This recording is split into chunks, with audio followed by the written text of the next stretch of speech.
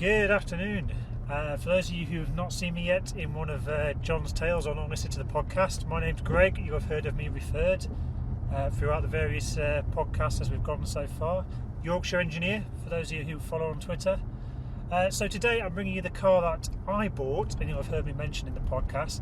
This is a 2015 Mazda 6 2.2 diesel, 175 brake horsepower sport nav model.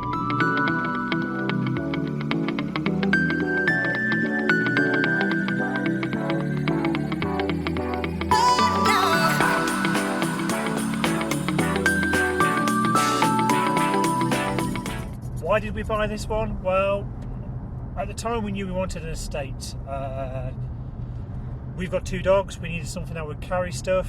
I was doing a lot of miles, so I needed something that would be efficient, but I also wanted something that was a little bit different on the market, and that's what the Mazda offered.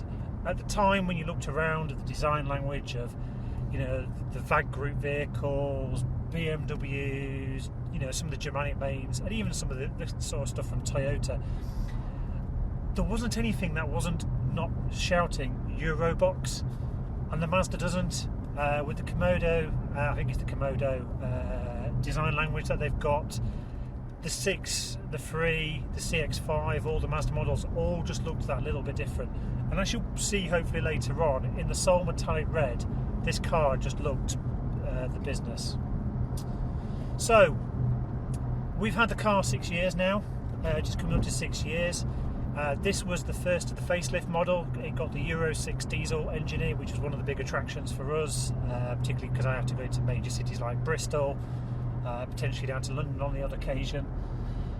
But it also gave us the new infotainment system from Mazda, the MZD Connect, which at the time was renowned as one of the best systems at the time, and was one of the attractive things. It is also one of the things that Mazda, I don't think, fully got right for as good as the system is correct, and that probably brings me on to some of the foibles of this car that we've had. Starting with the bad things as something different. At the time this car came out, Mazda gave us the MZD Connect infotainment system, and even by today's standard it's very good. It's controlled by a rotary dial down here, very similar-ish to BMW's iDrive concept. Shortcut keys, dead easy to get to. You can operate it on the move without having to play with the touchscreen. I know John was talking about that being a big issue with the V60, everything being embedded in the touchscreen. However, one of my big bugbears at the time was our courtesy car, our company car at work, Citroen C3, the Peugeot before that, all had Android Auto and Apple CarPlay as standard. However, Mazda, £200 optional extra. They've got all the blues and twos. Got all the blues and twos on there, so just bear with us a moment. But £200 to get Android Auto and Apple CarPlay. And people will go on and go, oh well, it's an optional extra. But in today's day and age of connection and having a system that was so good, I really think. Oh, by the way, the beat we are towing at the moment. Another good point to this car: 420 Newton meters of torque by turbo diesel. It pulls through the rev race. It's fantastic for towing heavy stuff. However, not putting that connectivity in the system, I think, was a big misser. And I do know plenty of people on the forums who whinge and moan about the fact that you can't connect your smartphone fully to this system. You can get the upgrade. It does work well, but you shouldn't have to pay for that when you're paying for a really well-spec trim. What else do I not like about this? DPFs. Something else that Mazda just haven't got right with this engine. Fantastic engine, but you speak to any of the mechanics, and this DPF system is well known for regenning really frequently. In my case, this is regenning every 120 miles, and people go, well, emissions, and it's got to get there. It's got to be done. However, the problem I have is, unless you are doing lots of miles, you never complete it. What that then does is potentially causes excess fuel and stuff to go into the oil, and you get the dreaded oil raise problem. So many people who know Mazda and the 2.2 diesel engines will have heard of this fault. Mazda claim they'd cleared it with this engine facelift. They haven't quite fully. So therefore you run a risk of getting excess fuel in the oil, raises the oil level, potentially leads to engine damage. Not good, Mazda, not good. Other companies are managing it, you're not. Also, because it does it so often, my average MPG should be about 52 to the gallon out of this engine when it's not DPFing. Because it regens so frequently, uses so much fuel, I'm probably getting 47 to the gallon. I lose 5 miles per gallon minimum to a tank just because of the diesel particle filter. In layman's terms, as a Yorkshireman, that's £6 a tank I lose. Not happy, not happy. I love that you know that number off the top of your head. That's brilliant. It's a true Yorkshireman, you see.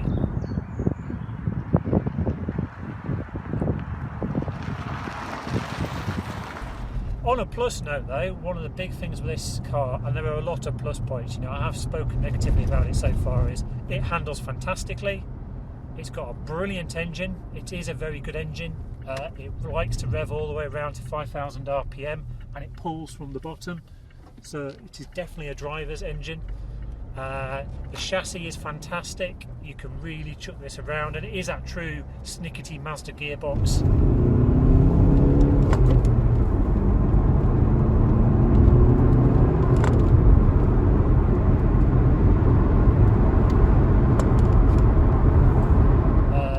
Helps with that driving experience. That's very good.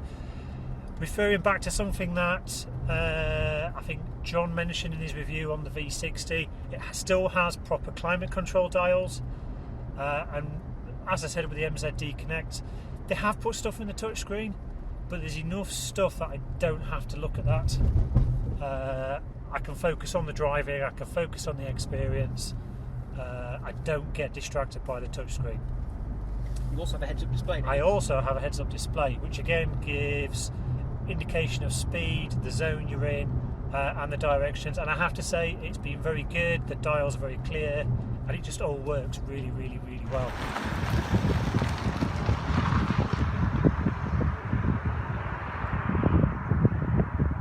Also, it doesn't have an abundance of black piano plastic in here, so I don't have to keep cleaning fingerprints off stuff. So again, another plus point for the car. And probably the final big thing I'd really get onto, that I think I ranted about this in one of the podcasts. Mazda put everything in trim levels.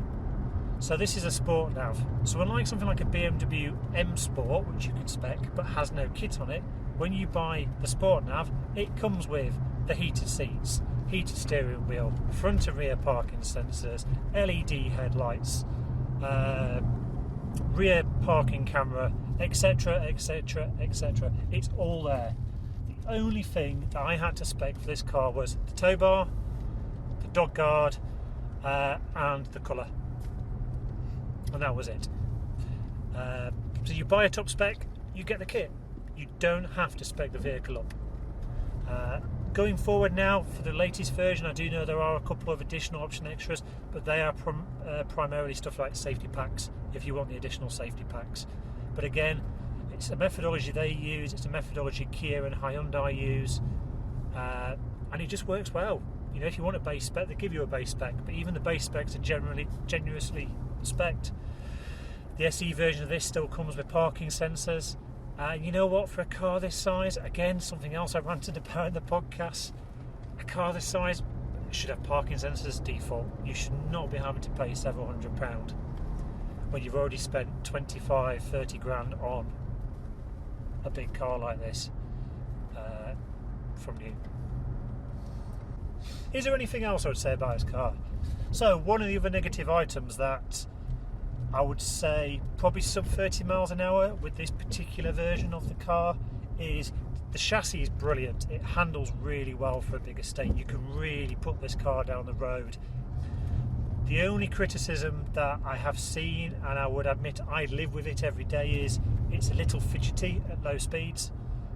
because it's quite stiff on the springs and the chassis setup. However, 2016 Mazda did a lot of work to fettle that, and it is a lot better ride. You don't really lose any of the pleasure that you get out of the car. Sorry, we're just having an overtake there. And that's a prime example there. Bi-turbo diesel, plenty of torque, it just got on with it. And bear in mind it's got quite a heavy trailer full of wood on the back of here. But yeah, the 2016 onwards model saw them suspension setup revisions, and it's just a bit of a better ride at low speed around town, etc. It's just not quite as fidgety as this model is. You also got the heated steering wheel as standard on that model as well.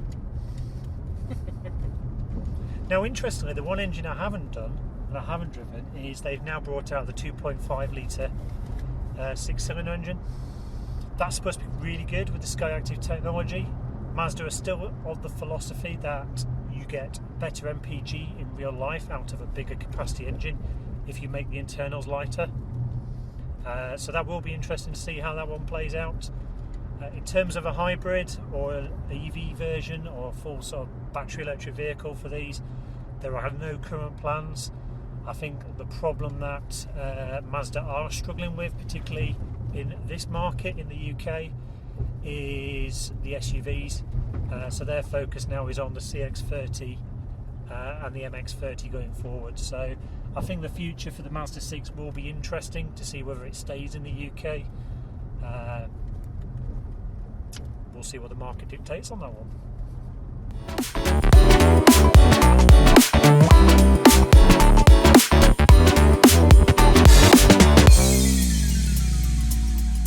Don't forget to like, comment, share and subscribe.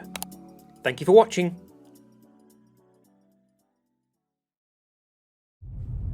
Here's some continuity for you. Greg's now got a beard.